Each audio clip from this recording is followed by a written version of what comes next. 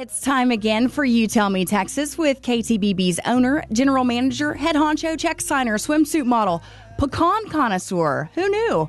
Paul Gleiser. Morning, Mr. G. We weren't going to talk about the swimsuit thing. We have to talk about it. Remember, we came to that agreement. The people have a right to know. Yeah. They have a right to be protected. We're sponsored by K.E. Cellars, Tyler's Old World Style Boutique Winery in the French Quarter on South Broadway across from the mall. The KTBB World Tour excursion to London and the English countryside is now more than halfway sold out. If you're thinking about this trip at all, you'll need to act soon, as we're down to room for only 9 more couples. So let me recommend you do this. Go to ktbb.com/world tour. Click on the link at the top of that page for the photo gallery. You'll see pictures that I shot when I was doing the advance work for this trip last month. That gallery will give you a small but very important taste of what you will see and experience if you join my wife and me departing November 19th. Aside from the icons of London, Stonehenge and the ancient Roman city of Bath alone make this trip worth its amazing price of just $22.99 per person, and that covers just about everything. Go look at the pictures if you're on the fence. Look at the pictures and then decide. Go to ktbb.com/world tour and follow the link. Of the many things the left hated about George W. Bush, one of the biggest is the fact that he's from Texas. It's hard to overestimate the disdain elite liberals have for the Lone Star State.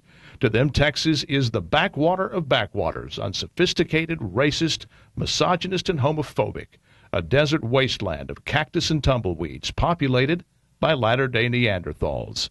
I'm not exaggerating. A woman from New York that I know very well nearly missed the airplane for her first trip to Texas several years ago. Why?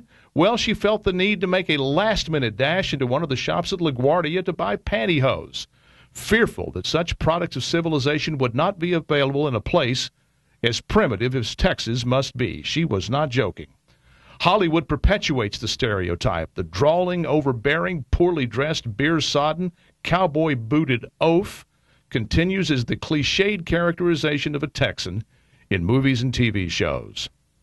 Coastal elites who bear these images either do not know or choose to ignore the fact that the University of Texas uses its size and resources to conduct more primary research in more academic and industrial disciplines than any university in the country.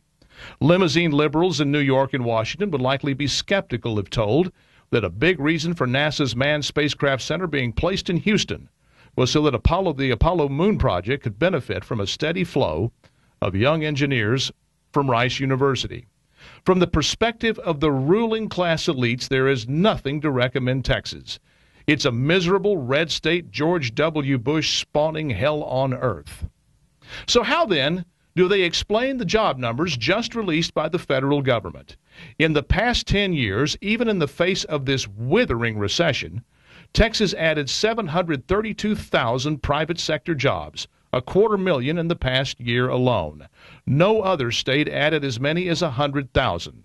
31 states lost jobs. Which states lost the most? Well, you might guess. Liberal enclaves like California and Michigan, which taken together shed nearly 1.25 million private sector jobs. So what is it about Texas? Well, for us natives, it's not complicated. First, there's the low-tax ethos that is a part of Texas's DNA. Texans become opposed to the idea of a state income tax while still in the womb. It's a starve-the-beast gene unique to Texas, which serves to limit the amount of revenue that state politicians can use to buy votes. This congenital aversion to taxes, coupled with a part-time legislature that convenes for only 140 days every other year, has served to limit the size and scope of state government.